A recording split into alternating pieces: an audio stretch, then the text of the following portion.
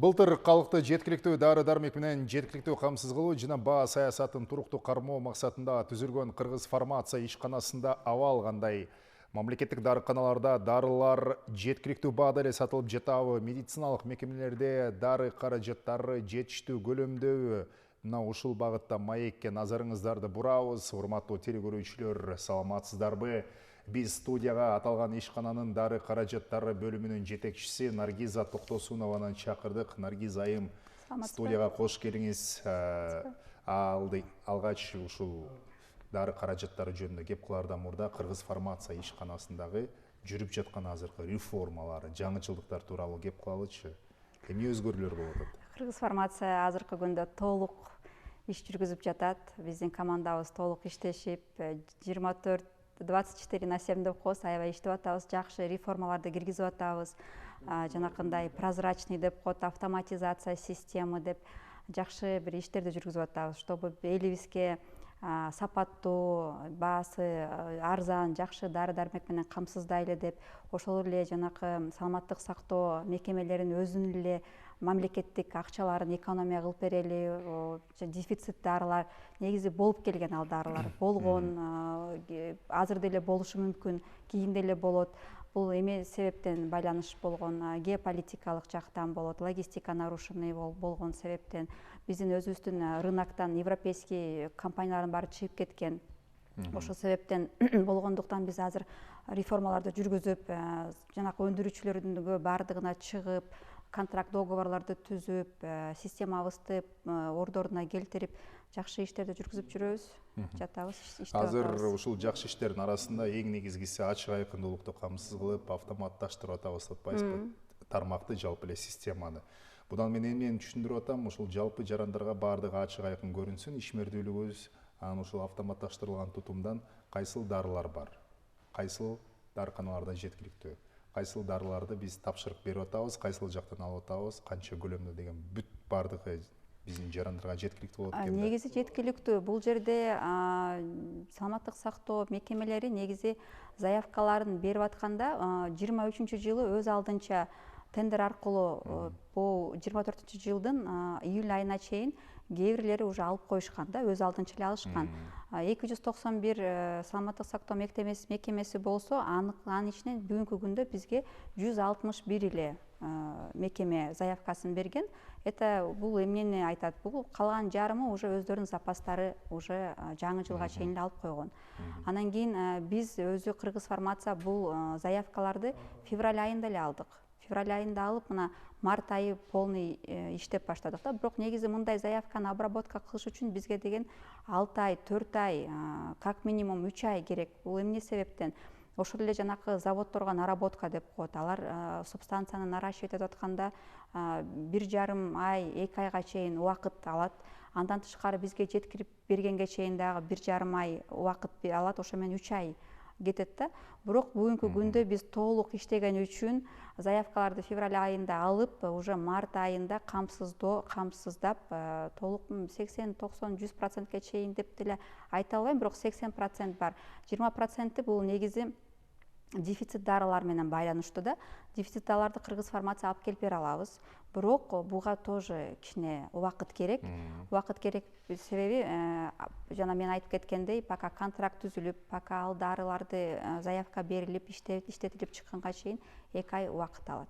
Зарыл дарылар боюнча тизмени арызды ооруканалар, мамлекеттик мекемелер сиздерге бериши керек, медициналык, Анан сиздер аны иштеп чыгып, анын алкагында контракт, келишим түзүп, баардык дарыларды алып, андан кийин кайрадан ооруканаларга таратып берет турбайсыздарбы? Туура, сөзсүз туура ошентебиз. Заявкаларды алып, 1 жылдык көлөмүн карап чыгып, ошолордун баарын анализ кылып, мониторинг кылып, анан келишим түзүп, заявкалардын баарын берип, кайта алып келип камсыздайбыз.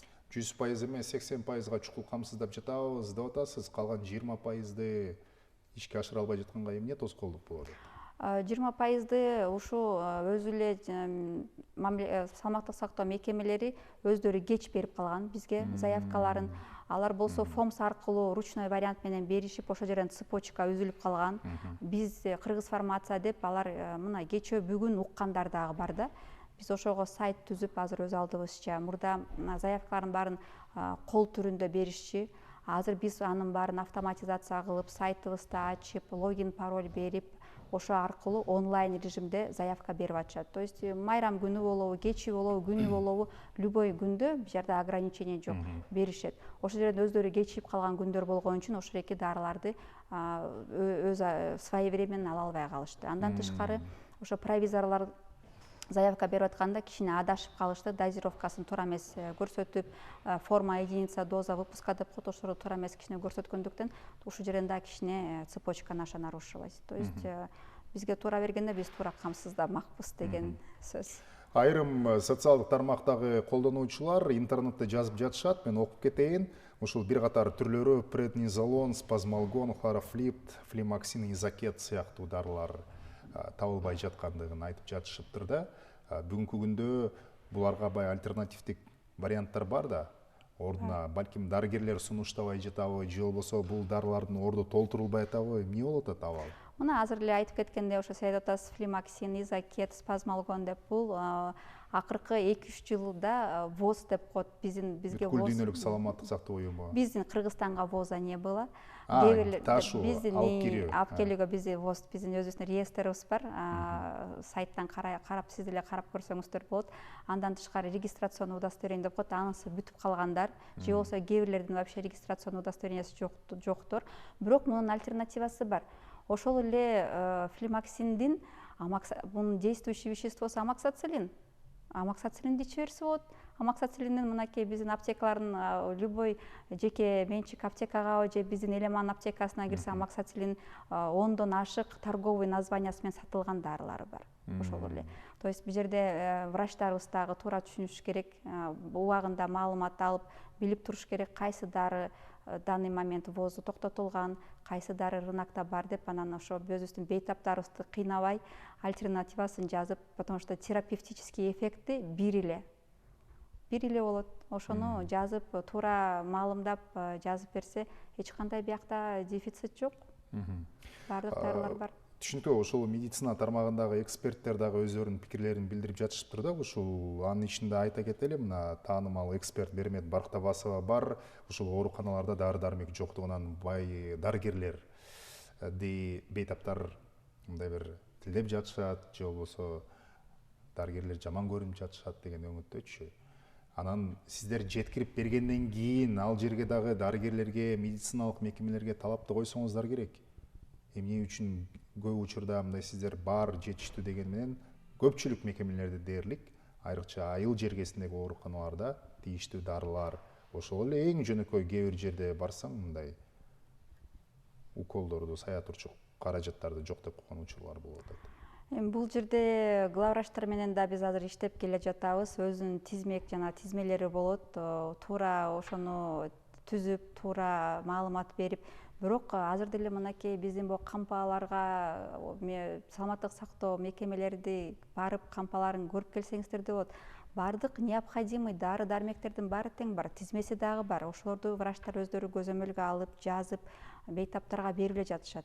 Кайсы учурда алар отказ кылып атышат, аны эми Минздрав өздөрү караш. Жок десе, ал бейтап кимге кайрылса болот? ФОМСко кайрылса болот, Минздравга кайрылса болот, потому что ПЖВЛСтин өзүнүн тизмеси болот. Ошо бул жерде мындай болуп калышы мүмкүн да, бейтаптар жанакы доп список менен ПЖВЛСти алмаштырып коюшу мүмкүн. Доп списоктагы дары-дармекти талап кылышы мүмкүн да. А биз болсо только ПЖВЛС деп коет, ПЖВЛСтин эле тизмесин камсыздайбыз. А бул жерде доп списокты ага тиешеси жок. Өлкө аймагында ушул ачылган мамлекеттик дарыканалар бар, Элеман деген аталышты. Алардын саны бүгүнкү күндө канчага жетти? Ал жактагы баа саясаты кандай болуп атат? Бүгүнкү күндө Элеман аптекаларынын саны 79га чыкты. Буюрса жылдын аягына чейин 100гө чейин чыгарабыз деген үмүт бар. Башында ачылганда жеке менчик дарыканалар менен биздин дарыканаларыбыздын айырмасы 20-15% болуп аткан. Бирок бул жерде дагы биз жакшы бир эмеге жеттик деп эсептесек болот. Жеке менчик дарыканаларга биз конкурент болуп калгандан себепкер, алар дагы бааларын түшүрүп башташты. Уже бир калыпка келип, уже биздин элдерибиз жакшы мындай арзаныраак дарылар менен, что жеке менчик дарыканалар, что Элемандан эки жактан тең ала берсе болот. Бирок баары бир айырма бар. Биздин Элеман аптекаларынын дары дармектери 15% пайызга ылдый. Негизинен сиз өзүңүз фармацевтика тармагында көп жылдан бери эмгектенесиз да, анан ушул Борбор Азия мамлекеттеринде салыштырмалуу Кыргызстанда дары каражаттарына дарыга болгон баа канчалык төмөн же кымбат? Биздики аябай төмөн деп айта албайм. Негизи биз кымбатыраак болот. Негизги бул биринчи себеп биздин өлкөбүздүн саны аз да. Өлкөбүздүн саны азга себепкер ошол эле завод өндүрүүчү контракт түзүп жатканда объемду сурайт экен да. Жылына канча объемга аласың деп. Анан биздин саныбыз аз болгон үчүн биздин объемду кичинерээк көрсөтөбүз да. Соответственно, баасын дагы башкача берет. Допустим, ошол эле Россияга, ошол эле Кытайга башка баа менен беришет. А бизге башка баа менен алышат. Ошон үчүн жанакы айтып кеткеним, Кыргыз фармация мынакей Россия менен биргелешикке иш жүргүзүп, Белоруссия менен бириктирип, жана проекттерди түзүп, биздин ошол эки потребностьибизди аларга кошуп биргеликке ошолор менен чогуу алсак, башка өлкөдөн, ошол эле Индиядан, ошол эле Кытайдан биз уже башка баа менен алабыз. Буюрса эми ошонун баары ишке ашырылат деп ойлойм. Жакында эле министр Алымкадыр Бишеналиев Кытайдын Шицзячуань шаарына барып келди. Ал жакта ушул ири корпорация өкүлдөрү менен жолукту. Ушул эл аралык кызматташтык демекчи. Канчалык дары каражаттарын мындай бир жеткиликтүү баада импорттоого шарт түзөт? Бул жаатта кандай жаңычылыктар болушу? Бул жак менен биз контрактты түздүк. Кечээ мурда күнү өздөрүнүн ошо представительдери келип контракт түзүп кетишти. Айырмалуу биз 70%ке чейин сэкономим. Ошол эле мынакей ампицилин биздин Кыргызстанда өзүбүздүн эле өндүрүүчүлөрүбүздүн баасы 25-24 сом болсо, Кытайдагы партнерлорубуз ошол эки ампицилинди 10 сом, 11 сомдон бизге сунуштап атат. Уже большая экономия. Бирок бул жол менен биз өзүбүздүн өндүрүштү мындай тепселеп салбайбызбы? Биз өзүбүздүн өндүрүүчүлөрүбүздү негизи албетте колдошубуз керек. Мындай разумная поддержка деп коет да, рациональная разумная поддержка албетте болуш керек. Ошол себептен биздин дагы өндүрүүчүлөрүбүз бул жакты да жакшы караш керек, бааларды дагы кармаганга аракет кылыш керек, арзаныраак, сапаты жакшыраак кылып бизге сунушташ керек. Анан кымбаттатпаш керек. Бул дагы жерин өздөрү жакшылап карап чыгыш керек. А так биз өзүбүздүн мынакей Биовет менен жакшы иштерди жүргүзүп жүрөбүз. Өзүбүздүн Имекс биз негизи жакшы эле сотрудничаем с нашими местными производителями.